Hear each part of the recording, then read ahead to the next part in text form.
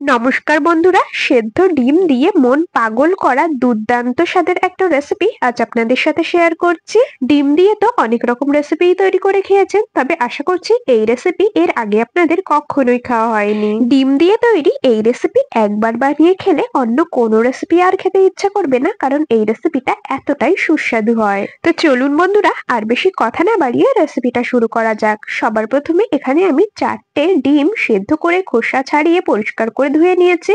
ডিমগুলোকে এখন মাঝ বরাবর লম্বালম্বি করে 2 ফালি করে কেটে নিতে হবে। আমি পরিষ্কার একটা সুতোর সাহায্যে এইভাবে কেটে নিচ্ছি, এতে করে ডিম কিন্তু কাটার সময় ভেঙে যাবে না বা এবড়ো খেবড়ো ভাবে কাটা হবে না, একদম সমানভাবে ডিমগুলো কাটা হবে। চাইলে আপনারা ছুরির সাহায্যেও কিন্তু ডিম ঠিক এইরকম লম্বালম্বি করে 2 ফালি করে কেটে নিতে পারেন। তো এইভাবে আমি প্রত্যেকটা ডিমকে সুতো দিয়েই কিন্তু 2 টুকরো করে কেটে নেব। তো দেখুন বন্ধুরা, প্রত্যেকটা ডিম 2 টুকরো করে কেটে নিয়েছি, আর এখন এই যে ডিম থেকে কুসুমগুলোকে আলাদা করে নিতে হবে। তো আমি এই কাজটা করতে থাকি, আর আপনারা অবশ্যই আমাকে কিন্তু এই সময়টা কমেন্টসে জানিয়ে যাবেন আপনারা কে কোন জায়গা থেকে আমার আজকের এই রেসিপিটা দেখছেন, তবেই না আমি আপনাদের কমেন্টসে ধন্যবাদ জানাতে পারবো। এদিকে বন্ধুরা, আপনাদের সাথে কথা বলতে বলতে ডিমের টুকরোর থেকে কুসুমগুলোকে কিন্তু আলাদা করে নিয়েছি।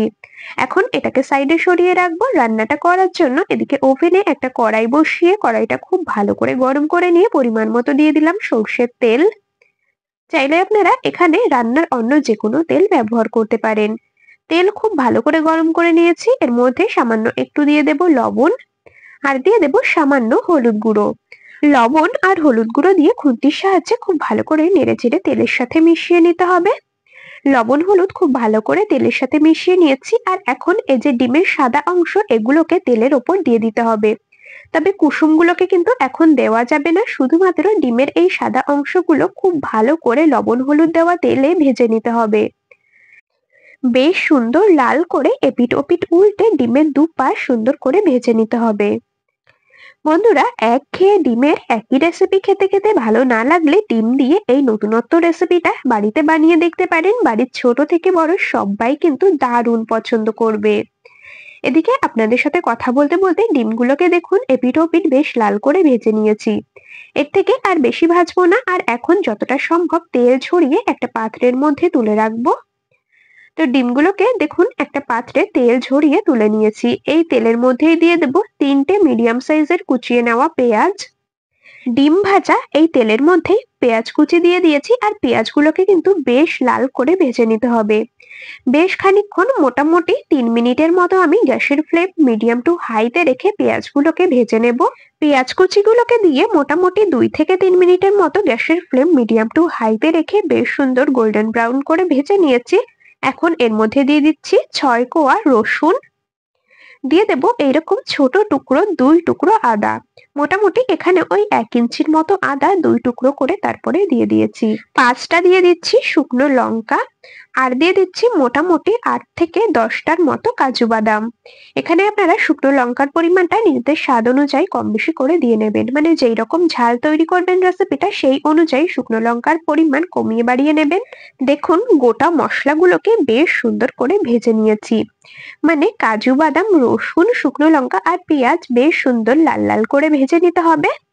আর এখন যতটা সম্ভব তেল ঝরিয়ে এগুলোকে একটা প্লেটের মধ্যে তুলে নিচ্ছি। মশলাগুলোকে খানিকক্ষণের জন্য ঠান্ডা হতে দেব। এই সময়টা কড়াইয়ের মধ্যে দিয়ে দিচ্ছি বেশ খানিকটা পরিমাণে মটরশুঁটি বা কড়াইশুঁটি। কড়াইশুঁটিগুলোকেও বেশ ভালো করে ভেজে নেব, মোটামুটি 2 থেকে 3 মিনিটের মতো। কড়াইশুঁটি ওভেনে ভাজা হতে থাকুক, এই সময়টা আমরা মশলাটা তৈরি করে নেব। সেই জন্য দেখুন নিয়েছি একটা মিক্সির জার, আর এর মধ্যে ভেজে রাখা সমস্ত মশলাগুলোকে দিয়ে দিলাম, আর দিয়ে দেব কিছুটা পরিমাণে জল। তো খানিকটা পরিমাণে জল দিয়ে এখন এই ভেজে রাখা মশলাগুলোর একদম স্মুথ পেস্ট তৈরি করে নিতে হবে। তো বন্ধুরা দেখুন, একেবারে মিহি করে কিন্তু মশলাটা বেটে রেডি করে নিয়েছি। আপনাদেরকে একটা চামচের সাহায্যে দেখিয়েও দিচ্ছি। দেখুন একেবারে মিহি করে কিন্তু মশলা বেটে নিয়েছি। আর এদিকে আমাদের মটরশুঁটিগুলো কিন্তু এতক্ষণে খুব ভালো করে ফ্রাই করা হয়ে গেছে। মোটামুটি 2 থেকে 3 মিনিটের মতো গ্যাসের ফ্লেম মিডিয়াম টু লোতে রেখে মটরশুঁটিগুলোকে ভেজে নিয়েছি। ভাজা মটরশুঁটিগুলোকেও তুলে রাখছি একটা পাত্রের মধ্যে। আর এর মধ্যেই এখন দিয়ে দেব পরিমাণ মতো সর্ষের তেল। এখানে আপনারা রান্নার যে কোনো তেল ব্যবহার করতে পারেন। তেলটা খুব ভালো করে গরম করে নিয়ে ফোড়নে সামান্য একটু দিয়ে দিলাম গোটা সাদা জিরে।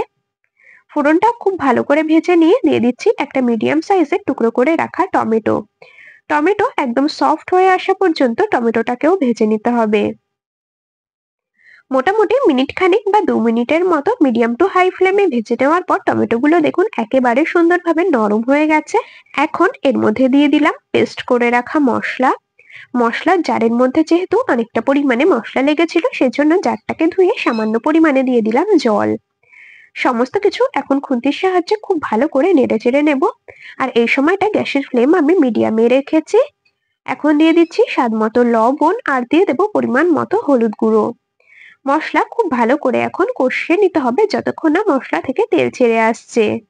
মশলা কষাতে কষাতে প্রতিদিনকার মতো আজও আপনাদের সাথে একটা কথা শেয়ার করে নিই। আপনারা যদি আমার আজকের এই রেসিপিটা ইউটিউব চ্যানেল থেকে দেখে থাকেন তবে চ্যানেলটি সাবস্ক্রাইব করে বেল নোটিফিকেশন অলে সেভ করে রাখবেন। আর যদি ফেসবুক পেজ থেকে দেখে থাকেন পেজটিকে ফলো করে রাখবেন এইরকম আরো দারুণ দারুণ রেসিপির আপডেট সবার আগে পাওয়ার জন্য।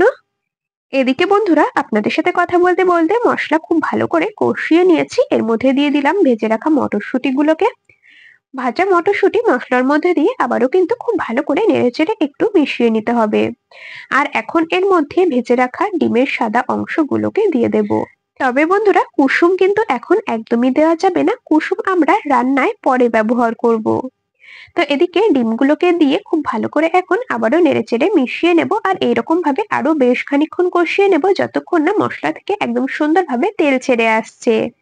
বন্ধুরা ডিমের এই রেসিপি আপনারা এর আগে কখনো বানিয়ে খেয়েছেন কিনা অবশ্যই কিন্তু আমাকে কমেন্টসে জানিয়ে যাবেন। যদি না খেয়ে থাকেন একবার অন্তত এই রেসিপি বানিয়ে খেয়ে দেখতে পারেন, আশা করছি আপনাদের দারুণ পছন্দ হবে। এদিকে সমস্ত কিছু খুব ভালো করে দেখুন আরো কিছুক্ষণ কষিয়ে নিয়েছি গ্যাসের ফ্লেম মিডিয়াম টু লোতে রেখে। মশলা থেকে সুন্দর তেল ছেড়ে দিয়েছে। এখন দিয়ে দেব মোটামুটি 1 কাপের মতো জল। যেহেতু আমি রেসিপিটা খুব বেশি ঝোল তৈরি করব না, বেশ গামাখা করে তৈরি করব, সেজন্য কিন্তু একদমই অল্প পরিমাণে জল দিলাম। আপনারা রেসিপিটা যেই রকম ঝোল তৈরি করবেন সেই অনুযায়ী জলের পরিমাণ কম বেশি করে দিয়ে দেবেন। ঝোল সুন্দর ফুটে এসেছে। এখন এর মধ্যে কুসুমগুলোকে এক এক করে দিয়ে দেব। কুসুম কিন্তু আগে থেকে দেওয়া যাবে না, জল দেওয়ার পর তার উপরে এইরকম ভাবে কুসুমগুলোকে দিয়ে দেবেন। তাহলে দেখবেন কুসুমগুলো ঘেটে যাবে না বা গলে যাবে না, একদম গোটা গোটা থাকবে। কুসুম দিয়ে হালকা হাতে একটু নেড়েচেড়ে নিয়ে মোটামুটি 3 থেকে 4 মিনিটের মতো মিডিয়াম ফ্লেমে ঢাকা দিয়ে দিলাম। 4 মিনিট মিডিয়াম ফ্লেমে রান্না করে নিয়েছি আর এখন ঢাকনা খুলে নিলাম। রান্নাটা বন্ধুরা আমাদের কিন্তু প্রায় হয়ে এসেছে। আর এখন একেবারেই খুব জোরে নাড়াচাড়া করা যাবে না, একদমই আলতো হাতে নেড়ে নিতে হবে। আলতো হাতে হালকা করে নেড়ে নিয়েছি। আর এখন এর মধ্যে দিয়ে দেব একটা চা চামচ মেপে 1 চামচের 3 ভাগের 1 ভাগ গরম মশলা গুঁড়ো। আর টেস্ট ব্যালেন্সের জন্য সামান্য কয়েক দানার মতো দিয়ে দেব চিনি। আপনারা যারা মিষ্টি খেতে পছন্দ করেন না তারা কিন্তু নাও দিতে পারেন, তবে চিনি দিলে কিন্তু রেসিপিটা একদমই মিষ্টি হয়ে যাবে না, তবে খেতে অনেক বেশি সুস্বাদু হবে। গরম মশলা গুঁড়ো আর সামান্য একটু চিনি দিয়ে আবারও কিন্তু আলতো হাতে একটু নেড়ে নিলাম। আর এখন গ্যাসের ফ্লেমটা অফ করে দেব। গ্যাসের ফ্লেম অফ করে দিয়ে ঢাকা দিয়ে স্ট্যান্ডিং টাইমে রাখবো 5 মিনিটের জন্য। এতে করে গরম মশলার যে ফ্লেভারটা সেটা সুন্দরভাবে ডিমের মধ্যে ঢুকে যাবে। মোটামুটি 5 মিনিটের মতো গ্যাস অফ করে দিয়ে স্ট্যান্ডিং টাইমে ঢাকা দিয়ে রেখেছিলাম। 5 মিনিট পর ঢাকনা খুলে নিলাম। আর দেখুন বন্ধুরা রেসিপিটা দেখতে কতটা লোভনীয় লাগছে। গরম গরম ভাত, রুটি, পরোটা, পোলাও, ফ্রাইড রাইস যে কোনো কিছুর সাথেই এই রেসিপি আপনারা পরিবেশন করতে পারেন। আশা করছি খেতে ভীষণ ভালো লাগবে। রেসিপিটা একটা বাটিতে নামিয়ে নিচ্ছি। আর দেখুন রেসিপিটা দেখতে কতটা পরিমাণে লোভনীয় লাগছে। রেসিপিটা আপনাদের দেখে কেমন লাগলো অবশ্যই কমেন্টসে জানিয়ে যাবেন। যদি ভালো লেগে থাকে তবে ভিডিওটিতে একটি লাইক আর বন্ধুদের মধ্যে অনেক অনেক শেয়ার করে দেওয়ার অনুরোধ রইল। তবে আজ এখানেই শেষ করছি, আবার দেখা হবে পরবর্তী কোনো রেসিপির সাথে। ততক্ষণ সকলে ভালো থাকবেন, সুস্থ থাকবেন।